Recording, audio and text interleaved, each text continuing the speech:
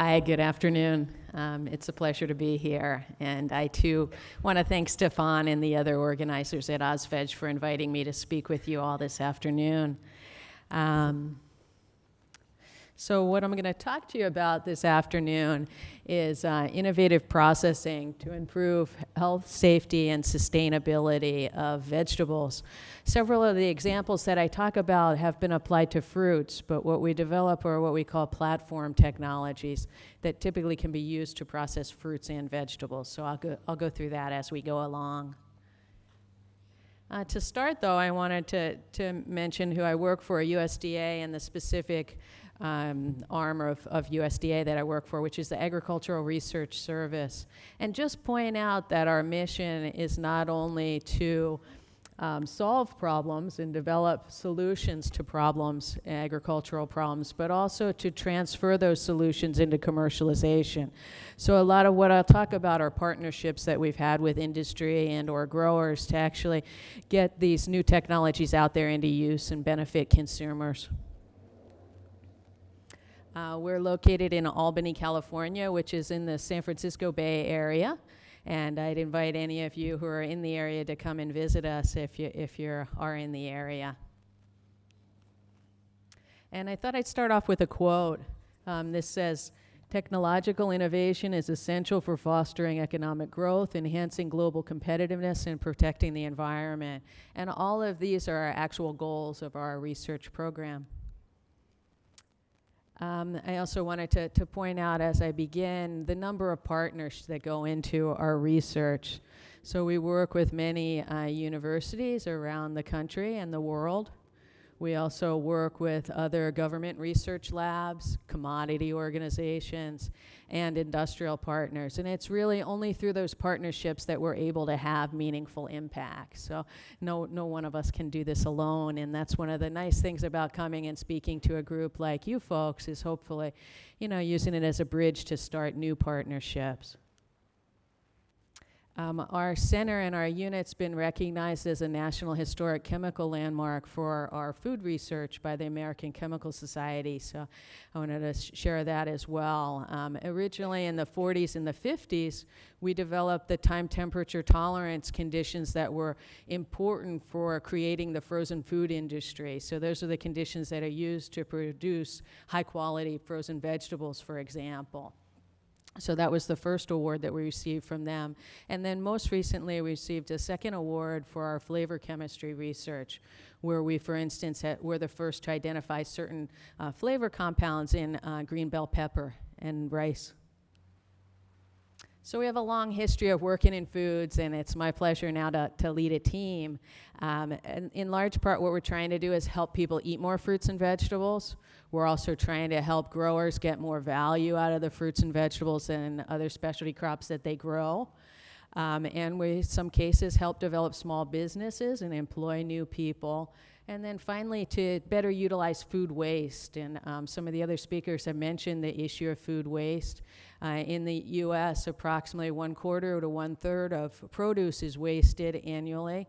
It's estimated that that's about 9.5 million tons of fruit and 12 million tons of vegetable wasted a year. So there's a lot of material, and frequently these are fruits or vegetables that are just, not sized right. Maybe they don't look quite misshapen, and they can be utilized in further processed foods like the types of things that I'm going to describe now.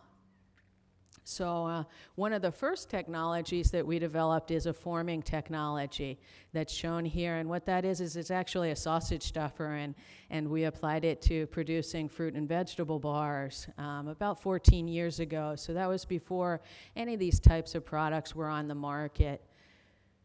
Frequently, we sometimes might patent technologies and then license them to partners, and in other cases, we don't pursue patents. So we're very flexible around that. But in this case, we had developed the technology, and then we were approached by two growers, the Willises and the Goes, these two families that were third-generation fruit growers. They grow pears and apples, and we're having trouble with fruit coming in from other countries at a lower price than they're able to sell for in the fresh market. So they were looking for a value-added technology, and we developed this forming technology. So we worked with them. You know, they're very smart growers, and didn't have any experience processing per se, but we worked together in our pilot plant, showed them how to do this, helped them, you know, order their equipment to build a plant, and they've been in business for 14 years now, making a line of products called Just Fruit bars. They're apple and pear based, and then they add other fruits to them, and each bar is equivalent of 2 servings of fruit. But this same type of technology could be used for vegetable bars as well, or fruit and vegetable bars, and actually I think that's the, you know, the next step along the way. I should mention that company also is located in a rural area in North Bonneville, Washington, where there was high unemployment. So it's also brought jobs into the area, which is helpful and important. A second platform technology that we developed is called casting.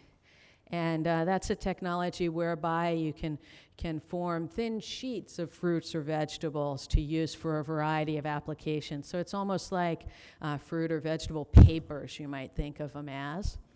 And we use different drying methods to form those. Here you can see some rolls of carrot film to give you an example. And in this case, we partnered with another small company that's located in Stockton, California.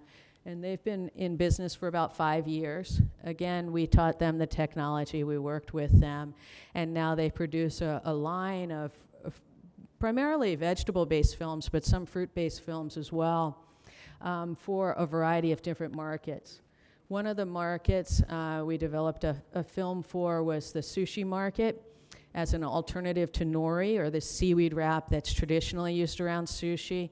So in this case, you can buy sushi with a mango chipotle wrap, or a pineapple habanero wrap, or a carrot ginger wrap. So that's one formulation and kind of process we developed there. Oops. We also have developed gluten-free wraps for alternatives for breads and tortillas, which you can see there. Kale apple is one of the favorites in that category, but they can be used to make sandwiches. And they sell wraps also as meat glazes. So the old process to glaze hams was a liquid process, and it's messy, and you kind of get it irregularly applied. And in this case, you'd apply a film that's very water soluble, that's then packaged and turns into a glaze in the package. So the consumer never knows it started with a film. But again, this is a way of helping people eat more fruits and vegetables, also adding some jobs in a rural area as well. And we've extended that research into food safety. So we've done a good amount of research applying and incorporating different natural antimicrobials, so compounds that are found in herbs, typically, like cinnamon-aldehyde from cinnamon or carvacrol from oregano, into these fruit and vegetable films, and then looking at their activity against pathogens and also molds and yeasts. And they can be active against those pathogens if the film's on a piece of meat that, say, has salmonella in it. Or they can also, even more interestingly, be active just through the volatile activity of these natural antimicrobials. So just like if you smell oregano, you smell a chemical compound, that's the carvacrol. That carvacrol can be released from the film in a bag of lettuce to control E. coli in that bag of lettuce. So here we're testing carrot films for their antimicrobial activity in vapor phase. We also do work on applications of nanoscience to films, and that's largely in collaboration with Embrapa in Brazil. But we recently started a program looking at vegetable waste, so carrot, pomace, other vegetable wastes, and forming nanofibers from those waste materials. So that's just beginning, but I wanted to mention it. Others in our group, Dominic Wong has done research on coatings for fruits and vegetables. This is a very popular coating called Nature Seal that enabled McDonald's to introduce apples into their market. They needed to have a certain shelf life, and without this coating, they weren't able to achieve that. So the Nature Seal coating was developed in our lab to extend the shelf life of fruits and vegetables by inhibiting discoloration and maintaining quality during storage. Another technology that Jose Barrios, another scientist in my group, works with is extrusion. In this case, he's trying to work on extrusion to produce value-added products from beans and legumes, so high-protein snacks, also high-protein breakfast cereals. Other wavelengths or spectrum wavelengths that we look at include ultraviolet, infrared, and solar. And so I'll give you a few examples of how we've utilized them in food processing as well.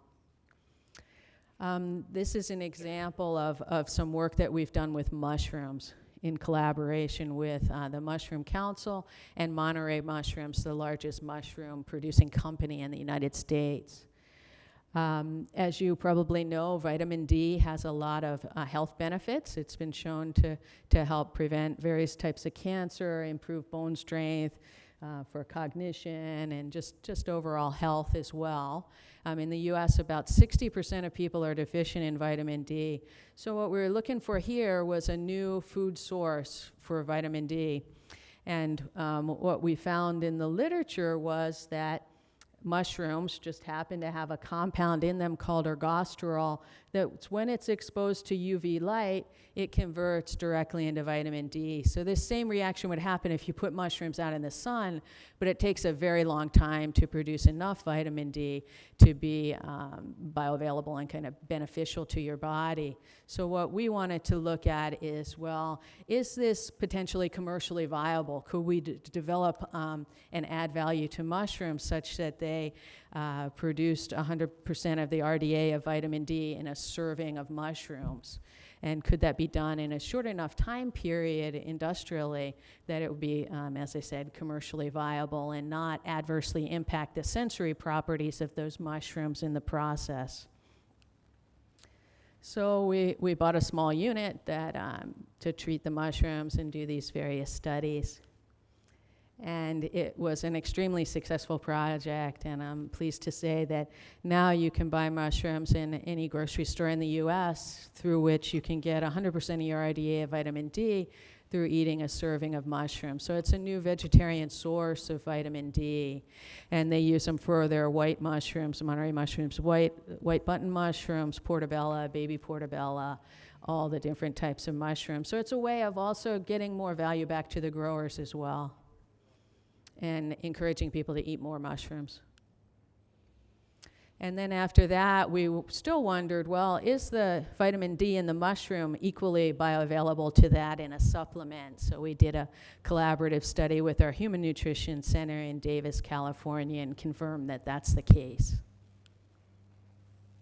And then we've applied this UV treatment process to other specialty crops as well, including carrots. And just to show you here, even with carrots, you can increase the antioxidant content 2 to 3-fold through treating carrots with UV light. This hasn't been commercialized yet, but it potentially could.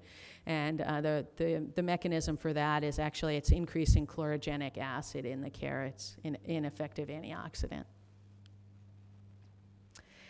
Two other technologies that we work with are infrared and solar processing, and applications of these we've worked on are largely to help save energy and water in California, both of which are very important in fruit and vegetable processing in California and in Australia and anywhere in the world, actually. So here is Dr. Zhongli Pan, who I work very closely with on infrared, and he's probably the world's expert on infrared processing. And we've worked on many applications of infrared, one of which is for blanching and drying of fruits and vegetables. So as you know, blanching's very important for processing vegetables in particular for certain applications, and frequently it's done using steam. However, when you use infrared, you don't need to use any water. So one advantage of this is it's a lower energy, also dry process that's much more efficient. Here you see a picture of one of our demonstration units.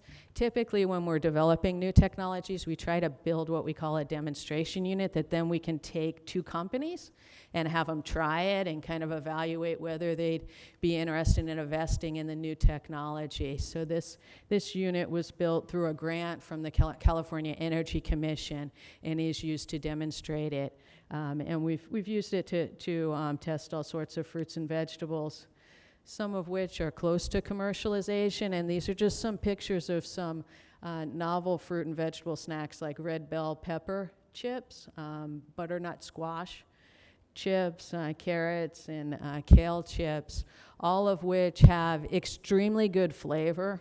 One of the other advantages of using the infrared versus a steam blanch is that the final flavor, nothing's leached out of it.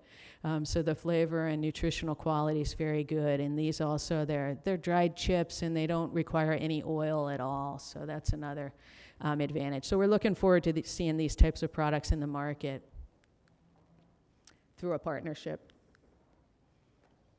Another application of infrared that we've worked on is for peeling fruits and vegetables. Infrared, typically fruit and a lot of vegetables are peeled mechanically or through the use of steam or lye. And so lye processing, obviously that creates an environmental disposal issue. Steam processing utilizes a lot of energy and frequently deteriorates the quality of the final products on commodities like tomatoes. So this new infrared dry blanching process is a very good alternative.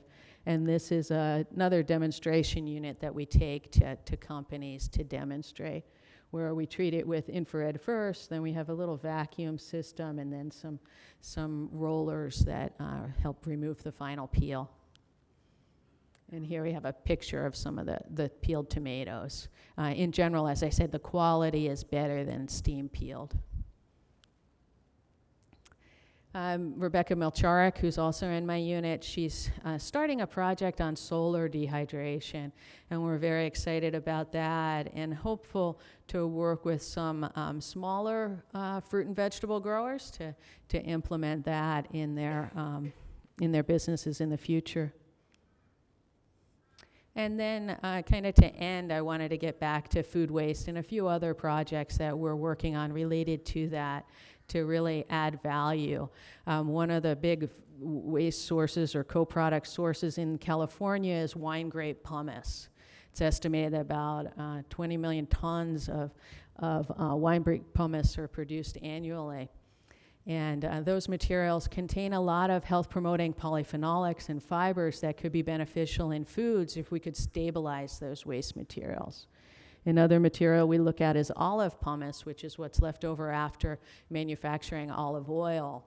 And right now that too is not utilized generally, but could be used in healthy foods. So what we look at is, well, how to stabilize these products and then how to incorporate them into foods and test their nutritional properties as well. So in the case of the wine grape pomace, Wally Yokoyama, who's in my group, has been working with a company called Sonomaceuticals or Whole Vine Products. They're associated with Kendall Jackson Wineries, one of the biggest wineries in California. And they've developed a line of grape skin and seed flowers. So you can see the different flowers here that are made out of either the skin or the seed.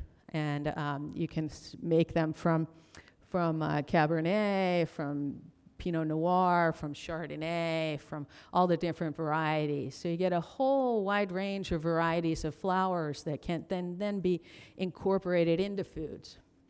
And some of the foods they've done a good job of incorporating into them include crackers and cookies.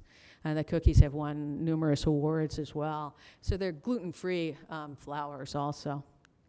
And then they also manufacture and utilize the oils from the various seeds. And what Wally's done in addition to that is we have a small animal research lab where we can test nutritional benefits of food ingredients in animal models. And he found that in particular the Chardonnay grape seed flour lowered cholesterol. So that was a very important finding, and now they're working with the Mayo Clinic, a large medical center, to do human trials on that to find out if it has the same effect in humans, and then that will further increase the market and the desire to consume these type of materials. And we're working on similar things with the olive pumice, olive leaves and water also with the olive industry. So to end with a quote from Bill Gates, "Never before in history has innovation offered promise of so much to so many in such a short time." And I think there really is a lot of promise that can be offered from innovation in addition to partnering with those who have mutual interests. So we have appreciated the partnerships we've had in the past, and we look forward to more in the future. And yeah, I know I ran through a lot of things very quickly, but we'll have time for questions later also. So thank you very much. Thank you for listening.